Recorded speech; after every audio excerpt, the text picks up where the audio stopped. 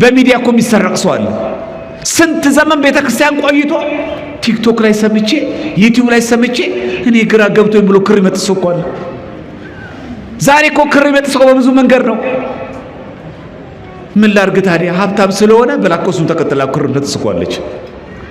ክር እኮ ይመጥሰው እኮ አለ። ዛሬ የለም ይሄን የምታውቁት የለም። መሪጌታ ነበርኩኝ፣ ዲያቆን ነበርኩኝ፣ ስንት ዘመን ቄስ ነበርኩኝ ብለው ዛሬ ቤተክርስቲያን እኮ የሚሳደቡ ሰዎች አሉ። በበሩ ያልገቡ ሌቦች። መዛመጃ አረግ ነው አይደለም። ክርስትና እኮ ሲያነሳ አንድ ሰው ለዚህ ነፍስ ተጠያቂ ነኝ እያለ ነው።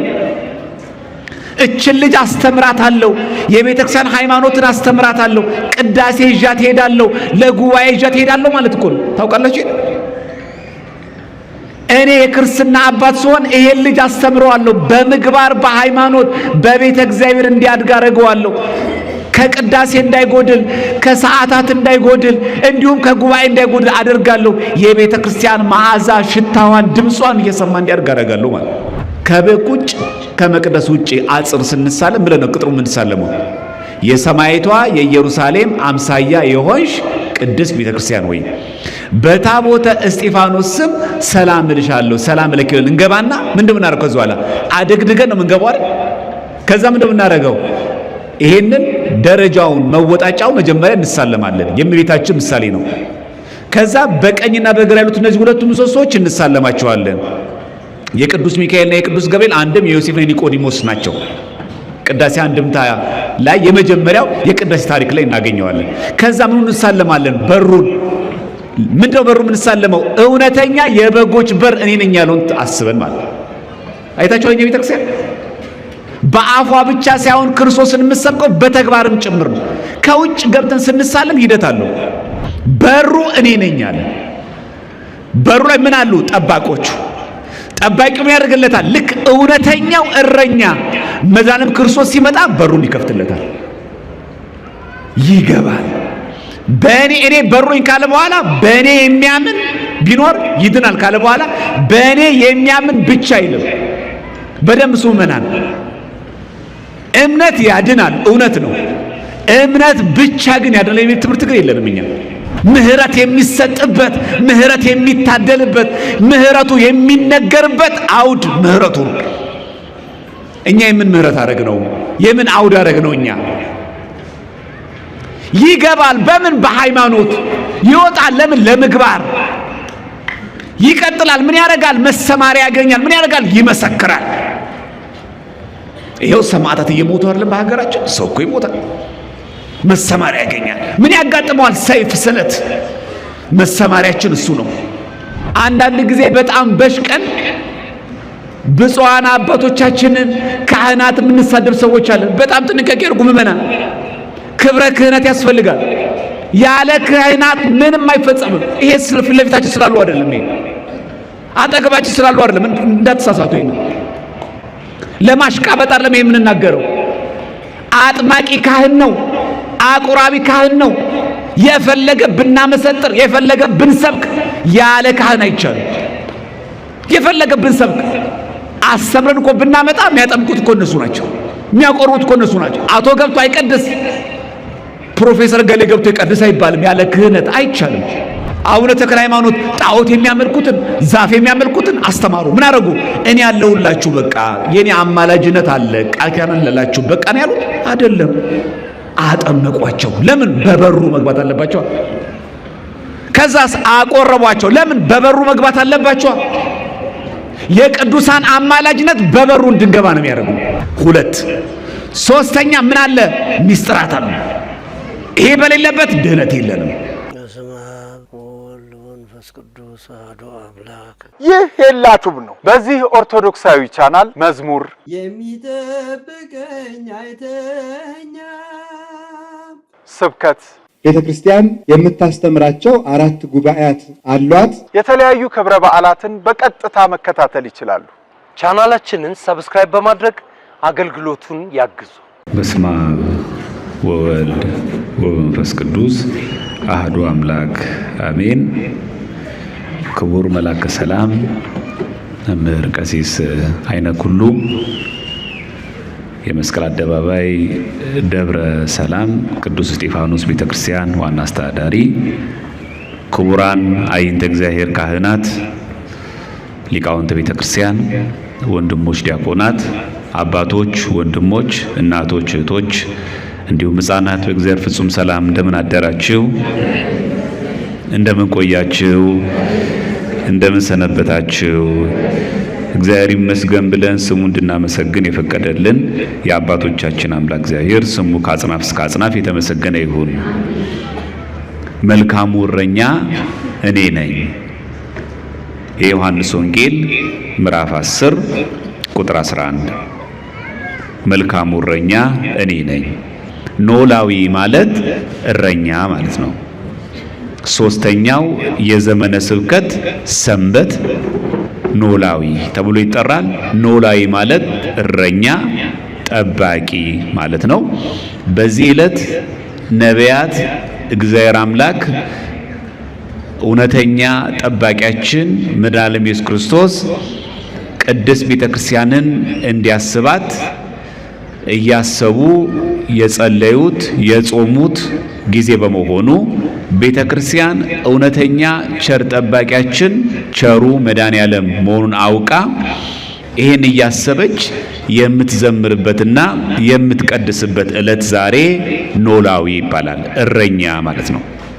የተነበበው የወንጌል ክፍልም ለዚህ ነው ማለት ነው። የዮሐንስ ወንጌል ምዕራፍ 10 ቁጥር 1 ጀምሮ የተነገረን እንዲህ ብሎ ይጀምራል። የዮሐንስ ወንጌል ምዕራፍ 10 ቁጥር 1 ላይ ማለት ነው። እውነት እውነት እላችኋለሁ ይላል። አማን አማን እብለክሙ ይላል። እውነት እውነት እላችኋለሁ ወደ በጎች በረት በበሩ የማይገባ በሌላ መንገድ ግን የሚወጣ እርሱ ሌባ ወንበዴም ነው ይላል። ይሄን የተናገረው መድኃኔዓለም ኢየሱስ ክርስቶስ ነው። ስለ ቃሉ ስሙ የተመሰገነ ይሁን። ይሄን የተናገረበት ምክንያት የዮሐንስ ወንጌል ምዕራፍ 10 የተናገረበት ምክንያት 3 መሰረታዊ ምክንያቶች ናቸው። አንደኛ በዚህ በዮሐንስ ወንጌል ምዕራፍ 9 ቁጥር 39 ላይ ኢየሱስም የማያዩ እንዲያዩ የሚያዩም እንዲታወሩ እኔ ወደዚህ ዓለም ለፍርድ መጣሁ ብሎ ነበርና የመጣው እኮ ለፍርድ ነው እንጂ ለምህረት አይደለም እንዳይሉ ለምህረት እንደመጣ ለማጠየቅ እውነተኛ የበጎች በር እኔ ነኝ አለ። አንደኛው ምክንያት ይሄ ነው። ሁለተኛው በዚህ በዮሐንስ ወንጌል ምዕራፍ 9 ቁጥር 29 ላይ እግዚአብሔር ሙሴ እንደተናገረው እኛው እናውቃለን፣ ይህ ሰው ግን ከወዴት እንደሆነ አናውቅም ብለው ነበርና አይሁድ እርሱ ከየት እንደመጣ ለማጠየቅ ይሄን የዮሐንስ ወንጌል ምዕራፍ 10 ቁጥር 1 ላይ እውነተኛ የበጎች በር እሱ መሆኑን ይነግረናል። ሶስተኛ ኖላዊ ሄር አይደለም ቸር እረኛ አይደለም ብለውት ነበርና ክርስቶስን ቸር እረኛ እንደሆነ ለማጠየቅ ጌታችን ይሄንን ገጸ ንባብ እንድናውቅ እንድንረዳ አስተማረን። ምን ብሎ ጀመረ ማለት ነው? እውነት እውነት እላችኋለሁ ካለ በኋላ ወደ በጎች በረት በበሩ የማይገባ በሌላ መንገድ ግን የሚወጣ እርሱ ሌባም ወንበዴም ነው ይላል። ልብ በሉ። ወደ በጎች ያለው 4 እግር ያላቸው እንስሳቶችን አይደለም። በጎች ያለው እኛ ምእመናንን ነው። እኛ የእግዚአብሔር በጎች ነን። እግዚአብሔር እረኛችን ነው፣ ጠባቂያችን ነው። ልብ በሉ። ጌታችን እረኛ የሆነው ለበጎቹ ነው፣ ለክርስቲያኖቹ ነው። ወደ በጎች ደግሞ በበሩ የማይገባ እሱ ሌባ ወንበዴ ነው አለ። ያ ማለት የእረኛነት የኖላዊነት መስፈርቱን ነገረን ጌታችን። እረኛ ለመሆን ሊቃነ ጳጳሳት እረኛ ናቸው፣ አስተዳዳሪዎች እረኛ ናቸው፣ ካህናት እረኞች ናቸው። መስፈርቱ ምንድነው? የእውነተኛ አገልጋይ፣ የእውነተኛ ካህን፣ የእውነተኛ እረኛ መስፈርቱ ምንድነው? በበሩ የሚገባ። በሌላ መንገድ የሚገባ ግን ሌባ ነው ወይም ወንበዴ ነው አለ። ምን ማለት ነው ያነጋገር? በበሩ የሚገባ አለ፣ እሱ መልካም እረኛ ነው። በበሩ ደግሞ የማይገቡ ሌቦች አሉ ነው። ግልጽ ነው ሐሳቡ።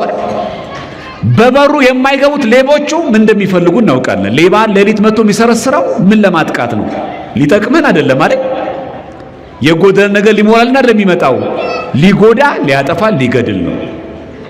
በበሩ የማይገቡ ሌቦች እንዳሉ እንድናውቅ ጌታችን ነገረን። ይህንን ዮሐንስ አፈወርቅ ሲተረጉም የዮሐንስ ወንጌልን በሩም እሱ ነው ይላል። በሩም እሱ ነው፣ የበሩም ደግሞ ባለቤትም እርሱ ነው ይላል። ከዛ ቀጥሎ እንደሚለው በበሩ የሚገባ ግን የበጎች እረኛ ነው።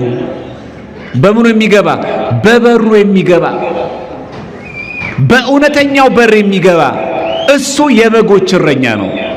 ስለዚህ የእውነተኛ ካህን የብፁዓን አባቶቻችን ኖላውያን ናቸው፣ እረኞቻችን ናቸው ብለን የተቀበልናቸው በበሩ እርሱ መሰረታት ቤተክርስቲያን በኩል ስለሚያስገቡን ነው። ካህን 3 ስልጣን አለው፣ ድርሻ አለው። ያስተምራል፣ ያጠምቃል፣ ያቆርባል። ይሄ የካህን ስልጣን ነው። ለምን? በበሩ የሚያስገቡ ናቸው፣ እረኛ ናቸው። ጌታችን ደግሞ ሊቃነ ካህናት የካህናት ሁሉ አለቃ ሊቀ ካህናት ስለሆነ እውነተኛ እረኛ እኔ ነኝ ያለበትን ሲያስረዳ ለእርሱ በረኛው ይከፍትለታል። ልብ በሉ፣ እውነተኛ ቸር ጠባቂያችሁ እረኛችሁ እኔ ነኝ ያለና ጠባቂዎች ደግሞ አሉ፣ የበጉን በሮች የሚጠብቁ በጎች ደግሞ አሉ። በጎቹ ደግሞ ያሉበት ደግሞ ጎሮኖ አለ። ልክ የከብቶች በረት እንደምንለው የፍየሎችና የበጎች ደግሞ ማደሪያ ደግሞ ጎሮኖ ደግሞ አለ።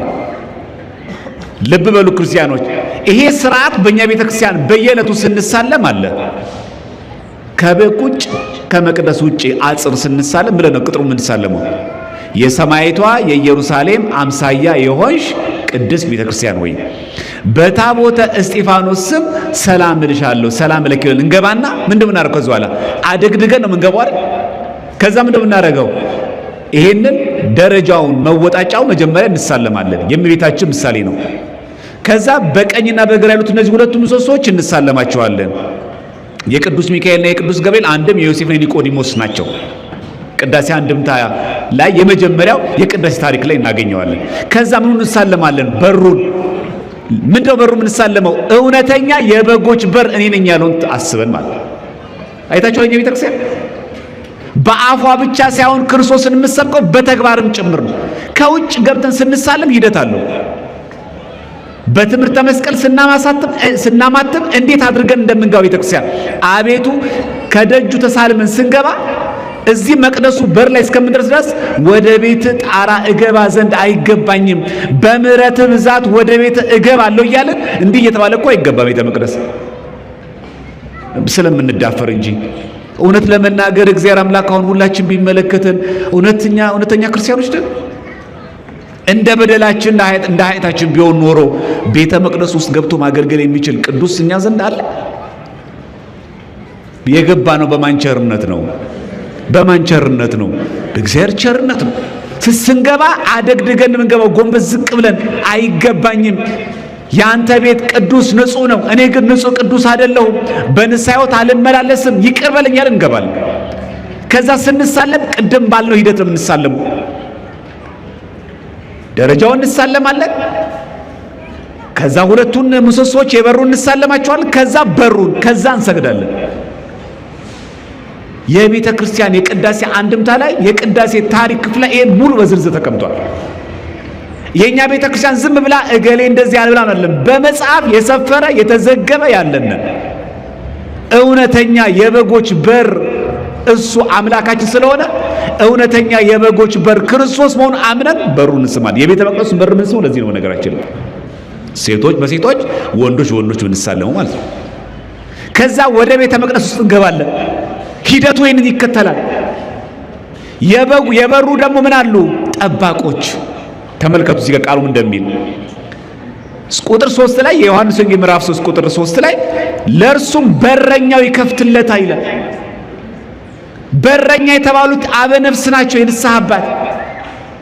ለእውነተኛው በግ ለእውነተኛው እረኛ የነፍሳችን እረኛ ለሱ ይከፍታሉ። ማን? ጠባቂው። ለምን? በጎቹ እንዲጎበኝ። ይሄ ነው ቤተክርስቲያናችን ስርዓት። ከዚህ ቀጥሎ ምን ይለናል? በጎቹም ድምፁን ይሰሙታል፣ የራሱንም በጎች በየስማቸው ጠርቶ ይወስዳቸዋል። ለዚህ እኮ ነው ገብረ ሥላሴ ወልደ ማርያም ወለተ ማርያም እንባለው በየስማችን። አንድ ሰው ክርስትና ሲነሳ እንደምታውቁት ከምድር አንድ ከሰማይ አንድ ቅዱስ ይሰጠዋል። ልክ ለምሳሌ የንስሐ አባት አለው አይደል? አንድ ሰው የክርስትና አባት ደግሞ አለው። ያ ሕፃን ሲጠመቅ ያንን ልጅ ክርስትና እያስተማረ ነገር ሃይማኖት እያስተማረ የሚያሳድገው የክርስትና አባት አለው። ለወንድ ወንድ ነው፣ ለሴት ደግሞ ሴት አለች አይደል? የሚጠብቅ ነው እንጂ ዝም ብሎ የበዓል ቀንና የገና ቀን ወይ ደግሞ አዲስ ዓመት ሲመጣ ጫማና ልብስ እየገዛ የሚያታልል አይደለም። እኛ የክርስትና አባት እንደዛ ነው እያደረገ አይደለም። መጠቃቀም ያደረግ ነው፣ መዛመጃ ያደረግ ነው አይደለም። ክርስትና እኮ ሲያነሳ አንድ ሰው ለዚህ ነፍስ ተጠያቂ ነኝ እያለ ነው። እችን ልጅ አስተምራታለሁ፣ የቤተክርስቲያን ሃይማኖትን አስተምራታለሁ፣ ቅዳሴ ይዣት ሄዳለሁ፣ ለጉባኤ ይዣት ሄዳለሁ ማለት እኮ ነው። ታውቃላችሁ? እኔ የክርስትና አባት ስሆን ይሄን ልጅ አስተምረዋለሁ፣ በምግባር በሃይማኖት በቤተ እግዚአብሔር እንዲያድግ አደርገዋለሁ። ከቅዳሴ እንዳይጎድል፣ ከሰዓታት እንዳይጎድል፣ እንዲሁም ከጉባኤ እንዳይጎድል አደርጋለሁ። የቤተ ክርስቲያን መዓዛ ሽታዋን፣ ድምጿን እየሰማ እንዲያድግ አደርጋለሁ ማለት። ከዛስ እኛ የክርስትና አባት ብንሆንም ግን የክርስትና ስም ደግሞ ይሰጠዋል። ምን ተብሎ? ወልደ ገብርኤል ይባላል። ምን ለማለት ነው? ገብርኤል ይጠብቀዋል። ቤተ ክርስቲያን ማለት ምን ማለት ነው? በሰማይ ያሉ ቅዱሳን ድል የነሱ ሰማዕታትና በምድር ያለኛ ክርስቲያኖች ህብረት ማለት ነው። ጋዮች ግንኙነቱ እንዴት ነው የሚጣበቅ? ከክርስቶስ ከማየ ዮርዳኖስ ከአብራ ከመንፈስ ቅዱስ ይወልዳል ከሥላሴ የእግዚአብሔር ልጅ ይባላል። እዚህ የሚጠብቀው አለ። ካህናት ደግሞ አበነፍስ ሆነው ጠባቆች ናቸው። በዚህ ትምህርቱ ጌታችን ብዙ ትምህርት ነው ያስተማረን። በዚህ ኖላዊ በሚለው ማለት እውነተኛ ቸር ጠባቂያችን እርሱ ነው። እንደውም ከጥበቃ ጋር በተያያዘ አንድ ነገር እናንሳ። ቤታችን ምን አለው? አቅም ያለው ግቢ ያለው ሰው ምን ያደርጋል? አጥር ያጥርና ከእንደገና አደገኛ አጥር፣ ከዛ ቀጠም እናደርጋለን ውሻ አይደል? ይሄ ሁሉ ምንድን ነው? ደህንነታችን እንዲጠበቅ አይደል? መኪናችን እንዳይሰረቅ ሎክ እናደርጋታለን። ሰው ሲነካት እንድትጮህ፣ ይሄ ሁሉ ስጋት አይደል? ግን በጣም የሚገርማቸው ደህንነታችን ተጠብቆ እንድንኖር የሚያደርግ የነፍሳችን ጠባቂ እግዚአብሔር አምላክ ነው። ደስ አይል? ልክ መኪናዋ ስትነካ እንደሚጮህ እኛ ስንነካ እናንተን የሚነካ የአይኑን ብሌን እንደሚነካ ነው ይላል። አይገርም? ከሱ የበለጠ አስተማማኝ ጠባቂ አለ? አይዟችሁ ተብለን አሁን በጸጥታ አካል ብንጠበቅ እንዴት ነው ኩራት የሚሰማን? አይ ዛሬ እግዚአብሔር ይመስገን ጠባቂዎች አሉ፣ ዘን ብለን ተኛ፣ በሩን ክፍት አድርገው ይባላል። እሱ ሲጠብቅ የላይኛው ሲጠብቅስ የሚገርመው እኮ በጎቹ ሲጠብቅ በአስተማማኝ ሁኔታ ሌባ እንዳይሰርቀን። እኛ እኮ በግ ምን ጠብቀው ለጥቅማችን ታውቃላችሁ። አንድ ገበሬ እኮ በጎችን ቢጠብቅ ወይ አርዶ ሊበላ ነው አሊያም ደግሞ ሊሸጣቸው ነው። በግ ያረባል ሰው፣ ግን ይሄው ለበዓል ይሸጣቸዋል። አሁን ለገና እኮ ይሸጣሉ በጎቹ። ወዷቸዋል የሚጠብቃቸው፣ ከሌባም የጠበቃቸው ከጅብም የጠበቃቸው ወዷቸዋል። በጎቹ ለመሸጥ ነው ለመጠቀም። ቢበዛ ደግሞ አልፎ አርዶ ይበላቸዋል። ጌታችን ግን እኛን የሚጠብቀን አርዶ ሊበላን አይደለም፣ ሊሸጠንም አይደለም። እንኳን አርዶ ሊበላን ቀርቶ እንኩ ብሎ ስጋዬን ብሉ ደሜን ጠጡ አለ። ለዚህ አምላክ ምን ይከፈለዋል? ምስጋና እንጂ።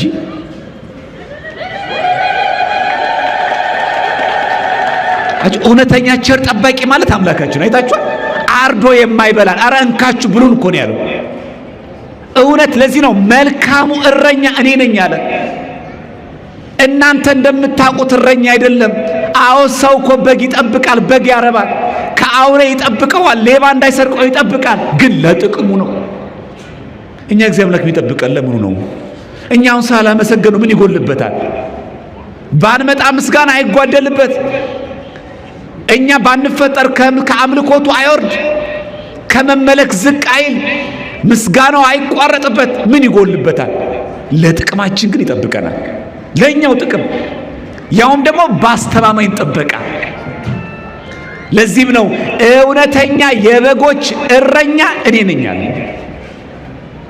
እኔ ነው የምጠብቃችሁ፣ አውሬ እንዳይበላችሁ። ማን? ሌባ አሉ፣ መናፍቃን አሉ፣ እንሰረቃለን። በሚዲያ እኮ የሚሰረቅ ሰው አለ። ስንት ዘመን ቤተክርስቲያን ቆይቶ ቲክቶክ ላይ ሰምቼ ዩቲዩብ ላይ ሰምቼ እኔ ግራ ገብቶኝ ብሎ ክር ይመጥሰው እኮ አለ። ዛሬ እኮ ክር ይመጥሰው በብዙ መንገድ ነው። ምን ላርግ ታዲያ? ሀብታም ስለሆነ ብላኮሱን ተከትላ ክር ትስቋለች። ክር እኮ ይመጥሰው እኮ አለ። ዛሬ የለም ይሄን የምታውቁት የለም። መሪጌታ ነበርኩኝ፣ ዲያቆን ነበርኩኝ፣ ስንት ዘመን ቄስ ነበርኩኝ ብለው ዛሬ ቤተክርስቲያን እኮ የሚሳደቡ ሰዎች አሉ። በበሩ ያልገቡ ሌቦች፣ ወንበዴዎች፣ በጎቹን የሚገድሉ፣ በኑፋቄ የሚገድሉ፣ በክህነት የሚገድሉ። እውነተኛ ደግሞ ካህናት አሉ፣ የሚያጠምቁ የሚያቆርቡ። ከእውነተኛ ካህናት ጋር እንድንኖር እግዚአብሔር አምላክ ይፍቀድልን። በእውነት አዎ፣ ተኩላ በበዛበት ሌቦች በበዙበት ወቅት ጥበቃ ያስፈልገናል። ከዚህ ቀጥሎ ምን ይለናል?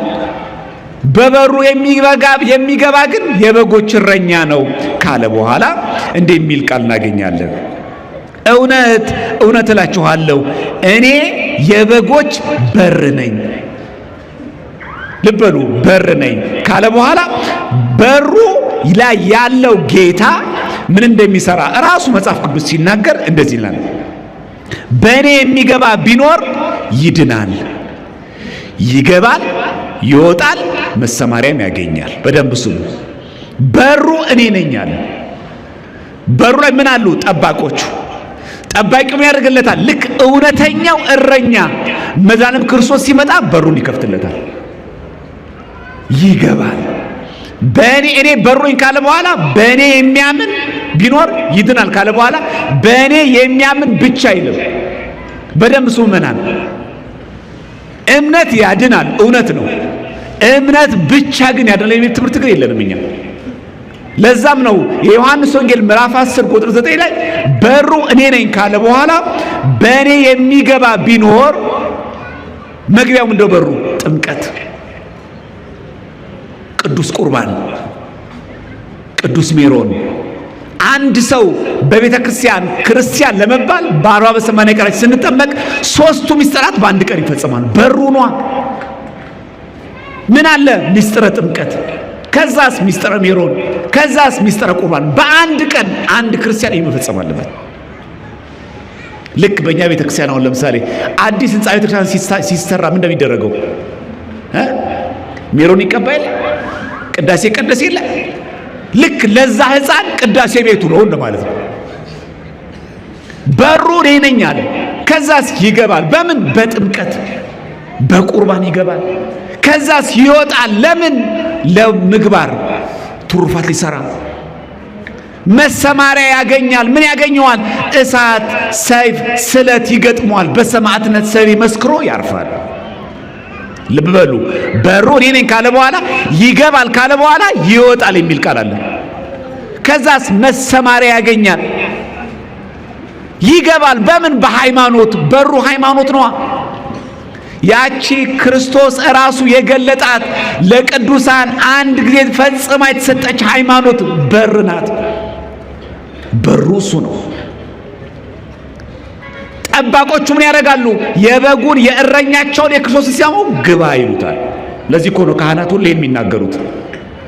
ካህኑ ሲናዝ ሰምታችኋል? በኋላ ምን ሰማዋለን? ሲያሳርጉ ጌታችን አምላካችን መድኃኒታችን ኢየሱስ ክርስቶስ የካህናት አለቃ አለ የሚለው ቃሉ ኃጢአትን የሚያስተሰርይ ለአባቶቻችን ለሐዋርያት ስልጣነ ክህነትን የሰጠ ይላል። አችሁ ጌታችን አምላካችን መድኃኒታችን ክርስቶስ የካህናት አለቃ። ይሄን የሚለው ካህኑ ነው። የካህናት አለቃ ነው።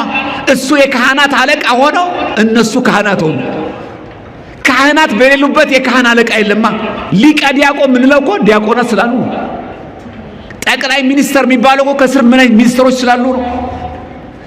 ሊቀ ዲያቆን ያልነው እኮ ዲያቆናት ከስር ስላሉ ነው። ሊቀ ካህናት ይላል። ሊቀ ካህናት ለሚለው ሊቀ ካህናት አንድም ቦታ መጽሐፍ ቅዱስ ሊቀ ካህን የሚል የለም። ሊቀ ካህናት ነው የሚለው። የካህናት ሁሉ አለቃ ነው። በጎቹ ድምፁን ይሰማሉ። እውነተኛውን ድምፅ እንስማዋ። እውነተኛው የበጉ ድምፅማ ቅዳሴ ነው። እንስማው ምእመናን። እውነተኛው የበጉ ድምጽማ ማህሌት ነው፣ እንስማው። እውነተኛው የበጉ ድምጽ ደግሞ ሰዓታት ነው፣ እንስማው። ዛሬ የት ያለ ነው? ምንድነው እየሰማን ያለ ነው? ዓለም ምንድነው የምታሰማን? ጦርነት አይደለም፣ ዘረኝነት አይደለም፣ መተላለቅ አይደለም፣ ጦርነት አይደለም። ምሰሙ ዜና ምንድነው? ምን ደስ የሚል ዜና አለ? በጎቼ እኮ ድምፄን ይሰማሉ አለ። ድምፁን እየሰማን ነው ይመናል። ቅዳሴውን እየሰማን ነው። ቅዳሴ እየሰማን ሌላ ስራ ምን ሰራ ሰዎች የለንም። ስልክ ምን ጎረጉር ሰዎች የለንም። በጎቼ እኮ ድምፄን ይሰማሉ እኮ ነው ያለው። መቼ ነው መተን የእግዚአብሔርን ቃል የምንማረው? የእግዚአብሔር ድምጽ እኮ የሚነገረው እግዚአብሔር ቤተ መቅደስ አውደ ምህረት ላይ እኮ ነው። የዚህ ቦታ ስም እኮ አውደ ምህረት ነው። ምን ማለት ነው? የምህረት አውድ፣ ምህረት የሚሰጥበት፣ ምህረት የሚታደልበት፣ ምህረቱ የሚነገርበት አውድ ምህረቱ ነው። እኛ የምን ምህረት አደረግ ነው? የምን አውድ አደረግ ነው? እኛ ይገባል። በምን? በሃይማኖት ይወጣል። ለምን? ለምግባር ይቀጥላል። ምን ያደርጋል? መሰማሪያ ያገኛል። ምን ያደርጋል? ይመሰክራል። ይሄው ሰማዕታት እየሞቱ አይደለም በሀገራችን? ሰው እኮ ይሞታል፣ መሰማሪያ ያገኛል። ምን ያጋጥመዋል? ሰይፍ፣ ስለት። መሰማሪያችን እሱ ነው። ለኔ ብሎ ነፍሱን ያጠፋ ያገኛታል እንዳለው መሰማሪያው እሱ፣ ስለሱ መመስከር ነው። መሰማሪያው እሱ ነው። ይገባል በወንጌል። አይ መምህር ይገባል በምን? በወንጌል። ወንጌል በር ናት።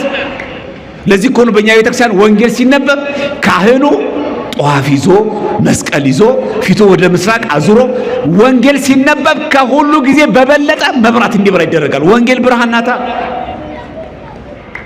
መግቢያ ናት።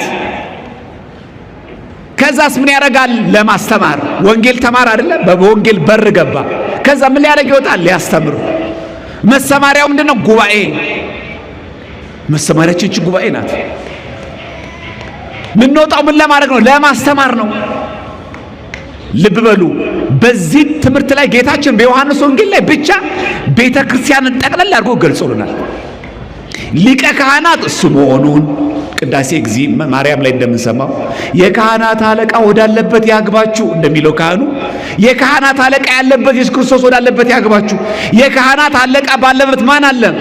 ድል የነሱ የሰማዕታት ማህበር፣ ትጉሃን የሆኑ የመላእክት ማህበር ወዳለበት ያግባችሁ ነው የሚለው ካህኑ። አያችሁ፣ የካህናት አለቃ ባለበት ነው የሚለው። ስለዚህ ክርስቶስ አምላካችን እውነተኛው ቸር ጠባቂያችን እንደሆነ ያሳያል። አንድ በሉ። ቀጥሎ ምን አሳየን? እውነተኛ የበጎች በር እኔ ነኝ ካለ በኋላ በጎቹን ነገረን። ምን የሚያደርግ? ድምፄን ይሰማሉ። ደግሞ የቤት ስራም አለብን እንዲህ የሚል ቃል እናገኛለን። በዚህ በማቴዎስ ወንጌል ላይ በምዕራፍ 25 ቁጥር 32 አሕዛብም ሁሉ በፊቱ ይሰበሰባሉ ካለ በኋላ እረኞችም በጎችን ከፍየሎቹ እንደሚለይ እርስ በርሳቸው ይለያቸዋል። ይመጣል እኮ በኋላ የነፍሳችን እረኛ እኮ ይመጣል። ጠብቂያችሁ ነበር፣ እረኛችሁ ነበርኩኝ፣ ተርቤ አብልታችሁኛል፣ ተጠምቼ አጣችሁኛል፣ ታርዤ አልብሳችሁኛል። ስድስቱን ቃላት ወንጌል በቀኝ ለቆሙት ይጠይቃቸዋል። በጎቹ ክርስቲያኖች በጎቹ ሆነናል። ስጋው ደሙ ተቀብለናል። ገናን በምን ልናሳልፈው እየጠበቅን ያለው? ልደቱን በከብት ስጋ፣ አሁንም በቅርጫት፣ አሁንም በመጠጥ፣ አሁንም በጭፈራ ልናከብረው ነው። ሲመጣ እኮ ይጠይቀናል። በጎቹን በቀኝ ፍየሎቹን በግራ እኮ ነው የሚያደርጋቸው። እውነተኛ ቸር ጠባቂያችን እንደሆነ እኮ ነግሮናል። ጠብቂያችሁ ነበር። እውነቱ ጠብቆናል። ከስንት የመኪና አደጋ የተረፋችሁ ሰዎች የላችሁ? ስንት ከእናንተ ጋር አብሮ ሲሰሩ የነበሩ የእናንተ ጎረቤት የነበሩ ዛሬ በሕይወት የሉ ሰዎች የሉ? ያ ብቻ አይደለም፣ ያልሞቱ ሆነው ራሱ ያልጋ ቁራኛ የሆኑ ሰዎች የሉ? ቸር ጠባቂያችን ስለጠበቀን እኮ ጠብቂያችሁ ነበረ። ምን አደረጋችሁ? ጤና ሰጠውሽ፣ ታስቀድሻለሽ። መቼ ነው ስጋው ደግሞ የምትቀበዩ? ጤና ሰጥቼ ነበረ፣ ስራ ሰጠው፣ ትዳር ሰጠው፣ ልጆች ሰጠው። መቼ ነው የምትቆርበው አንተ? ጠብቄሃለሁ እኮ። ስንት እኮ አደጋ፣ ስንት እኮ ጥፋት ይደርስብህ ነበረ።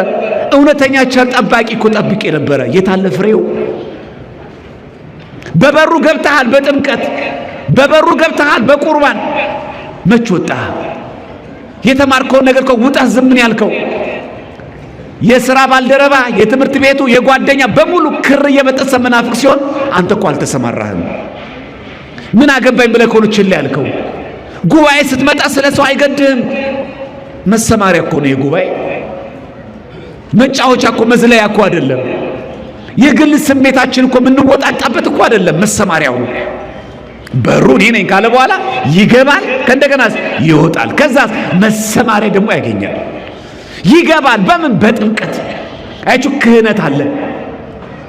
በሐዲስ ኪዳን የፈለገ ብናስተምር በቲክቶክ በሉት በዩቲዩብ በሉት በሶሻል ሚዲያ በየትኛውም ብናመሰጥር ያለ ክህነት የሚፈጸም ድህነት የለም። 4 ነጥብ ነው። አንዳንድ ጊዜ በጣም በሽቀን ብፁዓን አባቶቻችንን ካህናት የምንሳደብ ሰዎች አለን። በጣም ጥንቃቄ አድርጉ ምእመናን። ክብረ ክህነት ያስፈልጋል። ያለ ክህነት ምንም አይፈጸምም። ይሄ ፊት ለፊታችን ስላሉ አይደለም፣ ይሄ አጠገባችን ስላሉ አይደለም። እንዳትሳሳቱ። ይሄ ለማሽቃበጥ አይደለም ይሄ የምንናገረው። አጥማቂ ካህን ነው፣ አቁራቢ ካህን ነው። የፈለገ ብናመሰጥር የፈለገ ብንሰብክ ያለ ካህን አይቻልም። የፈለገ ብንሰብክ አስተምረን እኮ ብናመጣ የሚያጠምቁት እኮ እነሱ ናቸው፣ የሚያቆርቡት እኮ እነሱ ናቸው። አቶ ገብቶ አይቀድስ፣ ፕሮፌሰር ገሌ ገብቶ ይቀድስ አይባልም። ያለ ክህነት አይቻልም። ክህነት አለ። የበጎች እረኛ እሱ ነው። የበጎቹ እረኛ ደግሞ ጠባቂው የሚል ቃል አለ አይደል? ጠባቂዎቹ ለማን ናቸው? ካህናት አሉ። በሩን የሚጠብቁ እነሱ ናቸው። ምእመናንን እያስጠመቁ ምእመናንን እያቆረቡ ወደ በጉ በር ቤት ወደ ቤቱ የሚያስገቡ። ቤታችን የበጎች ቤት ደግሞ ቤተክርስቲያን ናት። ዘር የማይለይባት፣ ጎሳ የማይለይባት፣ የትምህርት ደረጃችን የማይታይበት፣ ሁላችን እኩል የሆንባት የማን ቤት ናት? እቺ የእግዚአብሔር ቤት። ጠባቆቹ ለማን የሚከፍቱት? ለእውነተኛው እረኛ። ምን አለ እዚህ ጋር? ክህነት። ቀጥሎስ በሩ ማን ነው? እርሱ። አንድም ጠባቆች የተባሉት የበሩ ጠባቆች የተባሉት ቅዱሳን ናቸው። ምን ያደርጋሉ? እኛ አምነን ወደዚህ በር እንድንገባ ጠባቆቹ በበሩ እንድንገባ ነው የሚያደርጉ። በዚህ አጋጣሚ የቅዱሳን ቃል ኪዳን የቅዱሳን የሚሰጣቸው ቃል ኪዳን በሙሉ በበሩ እንድንገባ ነው። ደብርህን የረገጠውን ደብረ ሊባኖስ የረገጠውን እምርልሃለሁ ማለት ያ ጠባቂ እንደሚያደርገው በበሩ ግባ። ደብረ ሊባኖስ ሄድሻል ተሳልመሃል አይደል? በል እዛ የረገጠውን እምራለሁ ማለት በበሩ በስጋ ወደሙ እንድትገባ እኔ ቅዱስ የሆንኩኝ አቡነ ተክለ ሃይማኖት አማልድሃለሁ ማለት ነው። እምነትን አይተካም የቅዱሳን አማላጅነት፣ ስጋ ወደሙን አይተካም የቅዱሳን አማላጅነት። ጠባቆች ናቸው። በበሩ ግቡ ነው የሚሉ አቡነ ተክለ ሃይማኖት ቢልን ያንን ይሄው ባለፈው ገብርኤል አከበርን አይደለም? ዓመታዊ ክብረ በዓሉ ገብርኤል ተከበረ እኮ 19 አይ ዛሬ እኮ ገብርኤል ነው 3ቱን ሕፃናት ከእሳት ያወጣበት እና ዛሬ ቅዳሴ ይቅር ስጋው ደግሞ ይቅር የተባለው የለም። የገብርኤል ወዳጅ ከሆንክማ የዛን ቀን ስጋው ደግሞ ተቀበል፣ በበሩ ግባ። ገብርኤል የሚወደው በበሩ የሚገባውን ነው። በዕለቱ ንስሐ ገብቶ ስጋው ደግሞ የተቀበለ ሰው እውነተኛ የገብርኤል ወዳጅ ነው። ዛሬ አቡነ ሀብተ ማርያም ናቸው። አቡነ ሀብተ ማርያምን የሚወድ ሰው በበሩ ይግባ። በምን? በስጋው ደግሞ ይግባ። ዛሬ እስቲ ይቆረብ። አቡነ ሀብተ ማርያም ናቸው ንስሐ ገብቶ በበሩ ይግባ። አቡነ ሀብተ ማርያም፣ ሌሎቹ ጻድቃን ሰማዕታት ጠባቆች፣ በበሩ ያሉ ጠባቆች ምን ያደርጋሉ? በበሩ ግቡ። አቡነ ተክለ ሃይማኖት ጣዖት የሚያመልኩትን ዛፍ የሚያመልኩትን አስተማሩ። ምን አደረጉ? እኔ ያለሁላችሁ በቃ የኔ አማላጅነት አለ ቃል ኪዳን አለላችሁ በቃ ነው ያሉት? አይደለም፣ አጠመቋቸው። ለምን? በበሩ መግባት አለባቸው። ከዛስ አቆረቧቸው። ለምን? በበሩ መግባት አለባቸው። የቅዱሳን አማላጅነት በበሩ እንድንገባ ነው የሚያደርጉ። እንደውም ቅዱስ ዮሐንስ አፈወርቅ ይህን ሲተረጉም በር የተባሉት ቅዱሳት መጻሕፍት ናቸው ይላል። ቴዎፍሎስ አንጾኪያ በተመሳሳይ በር የተባለው መንፈስ ቅዱስ ነው፣ ይጠብቃታል ቤተክርስቲያን። ስንት ጠላት ነው ያለባት ዛሬ ቤተክርስቲያን? የውስጥ ጠላት አለባት፣ የውጭ ጠላት አለባት። እኛም እኮ ጠላቶቿን የሆነው ዛሬ ምን ጠቀምናት? እኛው ልጆቿ ሆነን እኛን ሳታዳላ አጥምቃን እኛው ለበዘር ምን እንቧደነው እኛው ለምን እንጠላለው? የቤተክርስቲያን ስርዓት እያፈረሰ ያለው ማን ነው? እኛ አይደለም? ማን ነው ስርዓተ ጥምቀቱን እያፈረሰ ያለው? ማን ነው ቅዳሴ ከተገባ በኋላ እያስቸገረ ያለው? እኛ አይደለም? የቤተክርስቲያን ስርዓትን እያፈለሰ ያለው ንስሐ የማይገባው ኑፋቄም የሚገኝበት ከኛው የወጣ አይደለም? ይሄ ሁሉ ጠላት አለባት። ግን ማን አለ? ቴዎፍሎስ እንደተናገረው መንፈስ ቅዱስ አለ ጠባቂዋ። ሌባ በጎቹ ነጥቆ እንዳይጨርስ ይጠብቋል። ይገባል፣ ከዛስ ይወጣል። ከዛ ምን ያገኛል? መሰማሪያ ያገኛል። ምን አለ እዚህ ጋር? ክህነት። ሁለተኛ ሚስጥራት። ምን አለ? ሚስጥራቶቹ የሚገቡበት ወደ በጉ ቤት የሚገባበት በር መግቢያው ጥምቀት ነው። መግቢያው እምነት ነው። መግቢያው ለመዳን የሚያስፈልጉ ሚስጥራት ናቸው። እነዚህ በር ናቸው። ይገባል በዚህ በር። አይቹ ሚስጥራት አለ። እዚሁ ላይ ደግሞ ከደግና ምን አለ? ሚስጥረ ስጋዊ አለ። እዚሁ ላይ ቁጥር ስትመለከቱት በዚህ በዮሐንስ ወንጌል ምዕራፍ 10 ላይ እንዲህ የሚል ቃል እናገኛለን። ጌታችን ኢየሱስ ክርስቶስ የተናገረው ቁጥር 14 ላይ መልካሙ እረኛ እኔ ነኝ ካለ በኋላ አብ እንደሚያውቀኝ እኔም አብን እንደማውቀው ይላል። አብ እንደሚያውቀኝ አይታችኋል። በእሪና በስልጣን አንድ መሆኑን ጭምር ያሳያል። አብ እንደሚያውቀኝ ማለት እኔም አውቀዋለሁ። ያ ማለት እሪናን ነው የሚያሳየው። ኮኢኳል የሚባለው ዘእሩይ ምስለ አብ በመለኮቱ ከባህሪ ከአባቱ ጋር የሚተካከል መሆኑ አብ እንደሚያውቀኝ ነው የሚለው። እኔም እንደማውቀኝ ነው። ማንም ፍጡር እንደዚህ ማለት አይችልም። ፍጡር ቢሆን ሁሉ ለስቱ ስብሐት ለእሱ ክብር ምስጋና ይግባውና ክርስቶስ ግን ፈጣሪያችን ስለሆነ እግዚአብሔር ስለሆነ እግዚአብሔር አብ እንደሚያውቀኝ እኔም እግዚአብሔር ወልድ አብን አውቀዋለሁ። በስልጣን በአገዛዝ በመለኮት አንድ ስለሆነ ከባህሪ አባቱ ጋር። እሺ፣ በዚህ አጋጣሚ የአሕዛብን ክስ ውድቅ አደረገ ማለት ነው። አይቹ የዮሐንስ ወንጌል ምዕራፍ 10 ላይ ብቻ ማለት ነው። ክህነት አለ፣ ከእንደገና ምን አለ? ሚስጥራት አሉ፣ ከና ምግባር አለ። ምን የሚል ምግባር? በበሩ ይገባና ገብቶ አይቀርም፣ ይወጣል። ለምን? ለምግባር። በበሩ በጥምቀት ገባን፣ በበሩ በቅዱስ ሜሮን ገባን፣ በበሩ በቅዱስ ቁርባን ገባን። ከዛስ ምግባር ያስፈልጋል። 6ቱ ቃላት ወንጌል ያስፈልጋሉ። ያቸው ይወጣል ያለው ለዚህ ነው። ወጥቶስ ምን ያደርጋል? መሰማሪያ ያገኛል። ይሄን ስትፈጽም ምን ይገጥማል? ሰይፍ ስለት ይገጥማል። እንደ ቅዱስ እስጢፋኖስ በድንጋይ ትወገራለህ። እንደ ሰማዕታት ደግሞ መከራ ይደርስብሃል። ዛሬ እንኳን ስንክሳር ላይ የምናነባት ጻድቅ ቅድስት ሴት እች ናት፣ አንስጣስያ የምትባል። አባቷ ሌላ ቤተ እምነት ነው፣ አህዛብ ነው፣ ጣዖት አምላኪ ነው። እናቷ ክርስቲያን ናት። እንደዚህ እኮ አለ ዛሬ አባት ሌላ እናት ሌላ የሆነበት ቤት የለም። ስንት ነው ዛሬ ይህ ችግር ያለው? ስንክሳር ላይ ዛሬ ያለችው ሴት እች ናት፣ ቅድስት ሴት፣ ቅድስት አንስታትያ ትባላለች። አባቷ አህዛብ ነው፣ ጣዖት ያመልካል። እናቷ ክርስቲያን ናት። በስነ ምግባር በሃይማኖት አስተማረቻት። ስለ ኦርቶዶክሳዊ ተዋህዶ እምነት አስረዳቻት። በድብቅ ሄዳ በ80 ቀኑ አጠመቀቻት። ስንት የጸና ክርስቲያን አለ። ይሄን የሚያደርግ ሰው አለ አሁን እኛ መካከል። አይቹ ዋጋ እንዴት እንደሚከፈል ያቺ ልጅ በልጅነቷ እናቷ እንደዛ ስላስተማረች ስላጠመቀቻት የክርስትና ፍቅር በልቧ ተሳለ። ተደብቃ ትመጸውታለች። በበሩ ገባቻ። በጥምቀት ምግባር ተገኘባት። ከዛ መሰማሪያ ተገኘ። ምን ተገኘ?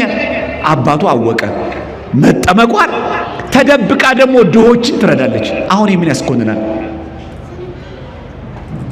አንዳንድ ጊዜ በጣም የምንገርም ቤተሰቦች አለን። በነገራችን ላይ አሁን ይሄ አሕዛብ ሆነ እንጂ እኛም እኮ የምናስገርም ሰዎች አሉ። ልጃቸው ሰንበት ቤት ገብታ ስላገለገለች እንደ ክፉ የሚያዩ ሰዎች አሉ። እንዴ ጭፈራ ቤት ስትሄድ እያላችሁ አይደል እንዴ? ሱሱ ስትገባ እየጮኻችሁ አይደል? ምዕመናን የት ትገኝሽ ይች ልጅ? ልጆቻችሁ ቤተክርስቲያን ሲመጡ ልክ እንደ ሰነፍ እንደሚሆኑባችሁ የምትሰጉ ሰዎች አላችሁ። ቤተክርስቲያን መምጣት እንደሚያሰንፍ አድርገን የምናስቡ። በእርግጠኛም ችግር አለበት። እኛ እዚህ መተን ጎበዝ ተማሪ ስለማንሆን ቤተሰቦቻችንም ያን ውጤታችን አይቶ ቤተክርስቲያን የሰነፎች መሰብሰቢያ እናደርጋት አይደለችም። የሰንበት ተማሪ ሆኖ ከኦል አንደኛ መውጣት ይቻላል። ግሬድ ከፍ አድርጎ መስቀል ይቻላል። የቤተክርስቲያን ልጅ ማለት እኮ ሰነፍ ማለት እኮ አይደለም። ይሄ ግን አሕዛብ ስለሆነ በጎ ምግባርን አየና አስያዛት። በሰማዕትነት እንደፈረደባት በሰማዕትነት ሞተች። አንስጣስያ ዛሬ ታኅሳስ 26 ዕረፍቷ ነው። በበሩ ገባች። በምን? በጥምቀት ወጣች። ለምን? ለምግባር። መሰማሪያ ምን አገኛት? ሰይፍ ስለት፣ ሰማዕትነት። በቃ እኛ ምስክርነት ይሄ ነው። ሰማዕት ነውና እስቲ ጊዜያችን እንሰዋለት። ምን ችግር? ጊዜያችን ለጉባኤ ለቃለ እግዚአብሔር ጊዜያችን እንሰዋስ። ይሄ ኩራው ሰማዕትነት ነው። እስቲ ሆዳችን እንኳን እንቁረጥለት። እስቲ ንጹህ። አሁን ያለው የሀገራችን ጉዳይ የሚያስበላ ነው።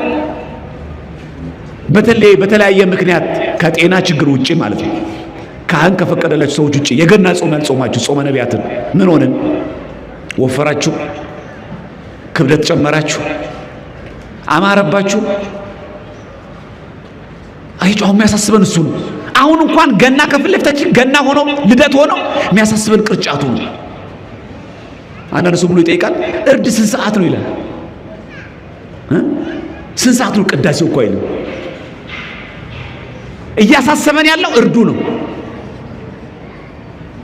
ቤታችን ደግሞ እንጠርገዋለን እኮ የሚገርመው፣ ሶፋውን አውጥተን ኮሜዲን አውጥተን ወንበር አውጥተን እንጠርገዋለን። መቼ ነው የኛ ልብ የሚጠረገው? እሺ ምንጣፉ ወጡ ታጠበ፣ ልብስም ተወጡ ታጠበ፣ እቃውም ጸዳ። የኛ ልብ መቼ ነው የሚጸዳው? ከዘረኝነት መቼ ይጽዳ? ከተንኮል መቼ ይጽዳ? ከኃጢአት መቼ ይጽዳ? እሺ ቤታችንስ አጸዳ ነው? በኦሞ በበረኪና አጸዳ ነው? የመነቸኩትን በሙሉ በሽቦ ሁሉ አጠብ ነው? የመነቸ ከልባችን መቼ ይጽዳ? ምእመናን ከለ እግዚአብሔር እምብየው ያለው ልባችን መቼ ይጽዳ? መቼ ነው በበሩ ገብተን እኛ የምንወጣው የምንመላለሰው? መቼ ነው ምግባር የምናፈራው? መቼ ነው ቅድስና የሚኖረን? ዛሬ ወጣትነታችን ረክሷል። ብታውቁት ነው። በተክሊል ማግባት ዛሬ ብርቅ እየሆነ ነው። ላጤም ሆነን እየረከስን ነው። አግብተንም እየረከስን ነው። መቼ ነው በቅድስና የምንመላለሰው? ኧረ እባካችሁ የበጉ እረኛ ይመጣል። ኧረ የዛን ጊዜ በቀኝ ነው የሚያቆመን። ፍየል ከሆነ ደግሞ በግራ ነው የሚያቆመን። የዛን ጊዜ ጩኸት አይሰራ። ቅዳሴ ያዕቆብ ዘስሩግ እንደተናገረው ያን ጊዜ ጩኸት ይሆናል፣ የማይጠቅም ጩኸት ነው። ያን ጊዜ ፍጅት ይሆናል፣ የማይጠቅም ፍጅት ነው። ያን ጊዜ ዋይታ ይሆናል፣ የማይጠቅም ዋይታ ነው ይላል። አይጠቅምም። የዛኔ ስጋውን ያበላ ደሙን ያጠጣ ማን ነው? ስጋውን የበላ ደሙን የጠጣ የዘላለም ሕይወት አለው። አዎ። ከእንደገናስ የተራበ ያበላ የተጠማ ያጠጣ የታረዘ ያለብሳል፣ በቀኝ ያቆማል። ያላረገስ በግራ ይቆማል። የዛን ጊዜ ምርጫም የለም አዛምድም የለም። የዛን ቀን ያደረገ በቀኝ ነው፣ ያላረገ በግራ ይቆማል። የዛን ቀን አማራጭ የለም። በሉ የበጎቹ እውነተኛ በር እሱ መሆኑን እንዳንዘነጋ። ስለዚህ ምእመናን ዛሬ ኖላዊ እውነተኛ የቤተ ክርስቲያናችን ጠባቂ የነፍሳችን ጠባቂ መድኃኒዓለም ክርስቶስ መሆኑን አምነን በክህነት እንደሚፈጸም ይሄ ምስጢራት አምነን ከእንደገና ደግሞ ይሄ የሚፈጸም በቤተ ክርስቲያን ነው። ስለዚህ ስናጠቃለው ክህነት አለ አንድ፣ ጠባቆች አሉ። የጠባቆቹ ደግሞ አለቃ ጌታችን ደግሞ አለ አንድ። ሁለተኛ ምንገባበት በሩ ጥምቀት ምስጢራት አሉ ሁለት። ምንገባ ቤት ደግሞ አለች ማናት? ቤተ ክርስቲያን። ያለ ቤተ ክርስቲያን ድህነት የለም። ማንም ሰው ያለ ቤተ ክርስቲያን ድህነት ማግኘት አይችልም። ለዛ ነው እንደ ግል አዳኝ ማንቀበለው። ለዚህ ነው እኛ ከቤተ ክርስቲያን ውጪ ድህነት የለማ። ለዛ ነው በበሩ ማለት እኮ ቤት አለ፣ የበጎቹ ቤት አለ፣ የበጎቹ እረኛ የሚጠብቅበት አለ። እዛ ጎሮኖ ውስጥ እዛች አጥር ማናት? እሷ ቤተ ክርስቲያን። ሁለት ሶስተኛ ምን አለ? ምስጢራት አሉ። ይሄ በሌለበት ድህነት የለንም። እውነተኛ ቸር ጠባቂያችን አሁንም ሀገራችንን እኛንም ይጠብቀን፣ ከክፉ ነገር ይታደገን፣ እንደ በደላችን ሳያስብብን ከክፉ ሰዎችም እግዚአብሔር አምላክ ይጠብቅልን።